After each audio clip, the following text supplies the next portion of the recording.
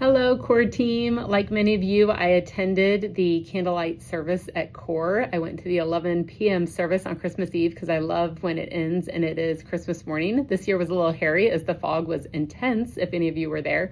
But most of you probably went to some form of candlelight service on Christmas Eve. And I love how CORE really emphasizes the part about the darkness and then one candle, and then, it's seeing the light in us go across that room. And when we have the light of Christ in us, that our calling is to go out and be that light in the world. And if you have not had a chance yet, I really hope you will commit to reading chapter 9 on positive intent as we enter into January and a new year. And I'm going to read this first paragraph to you because I thought it was so fitting reading this again after going to the candlelight service and preparing to talk with you all about it, because it references that light. And it says, "We have a choice to see the best or worst in each other. The power of love asks us to see the best. It allows us to see the light within every person at any time. Seeing the spark of beauty in each person does not excuse behavior or eliminate consequences. It allows us to hold hope for the hopeless, safety for the fearful, and encouragement for the discouraged. The power of love is faith in action." That is how this chapter starts, and it just ties so beautifully to our faith and to what we want to be instilling in the kids in our care. And what I love about working with Church of the Resurrection preschools and daycares is just that so many of you are there for not a paycheck, but almost as a calling, and that you really do want to invest in and love on these kiddos as they develop in these most important years. And one of the best ways we can do that is to see the best in them. And this is easy to do when kids are behaving well, and much harder to do when kids are behaving out of upset or conflict, or if they're a challenging kiddo. And what we have to remember is that those are all cries for help. And if we only show love to kids or see the best in kids when they are behaving well, then our love that we're showing is conditional.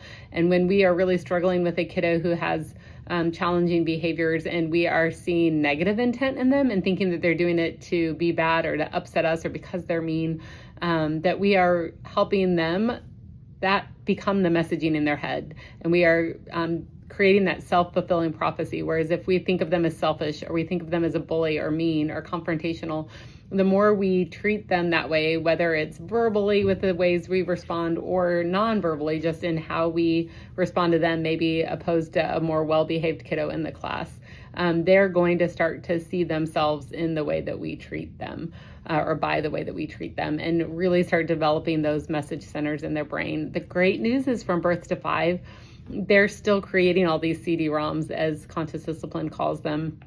And so we have the opportunity to help every kiddo see themselves in a positive intent, and that they are lovable and worthy and have so much to offer, and that they are just a kiddo who's still learning new skills.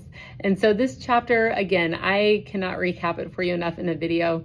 I want you to go back and read it. She uses examples of stories. She talks about coming up on a teenager. She was visiting the building and comes across a teenager spray painting on a wall, which would trigger most of us into immediate reaction of one, probably being fearful of that student if they're a high schooler with spray paint, and either going into fight, flight, or freeze, or an emotional response of, "What are you doing?"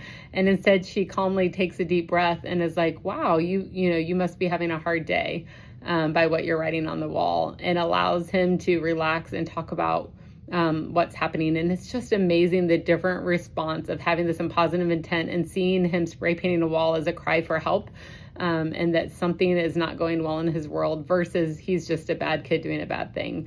So that's one example. It also talks down to the preschool level about a little kiddo who takes all of the toys for himself when the teacher puts them on the table, and just the different lenses in which the teacher perceives that action and how she responds and walks through those. So I really hope you'll take the time. It will probably take you 15 minutes to read through it, and I really think it would be a great way.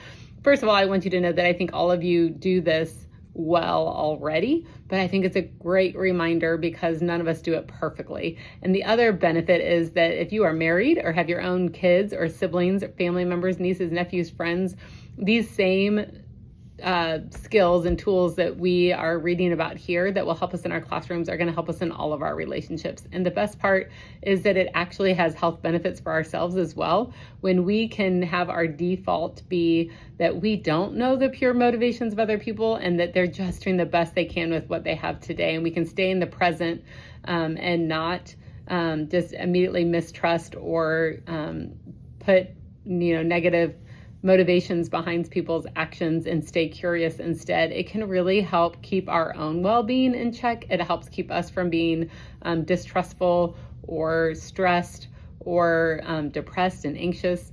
If a friend doesn't call when they're supposed to call, do we attribute that to what? Like, what's our first reaction in that moment?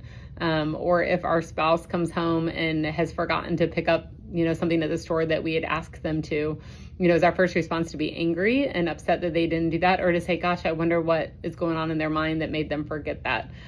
Just little ways, little shifts that we can make that will really help our own quality of life, our relationships, and what we're breathing into other people and the belief that we have in them. So please take a moment to read through this chapter and do some of the activities. You're going to work on them as a team as well. There will be some visual cues for you to remember.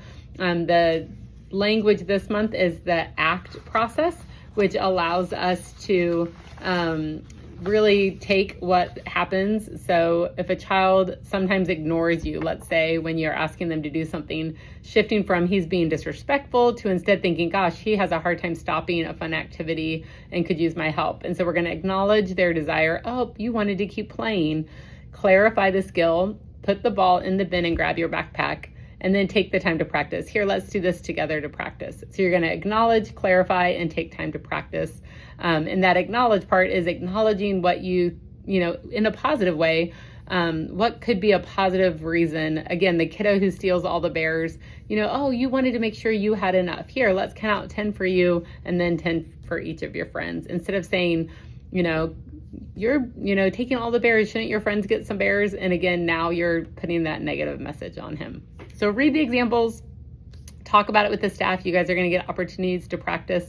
And I look forward to hearing about ways that you intentionally try to work this into your classroom. I think this would be a great activity to talk through with a like who's a kiddo in your class that has kind of some repeatable, challenging behaviors, and how could we apply this ACT language and the skill of positive intent with that child, and kind of plan ahead and think through some language that you could use and some positive intent that you could give them so that you can use that power of love to see them differently and hopefully then help teach them some new skills. I can't wait to hear about it. Have a great January, and I look forward to next month.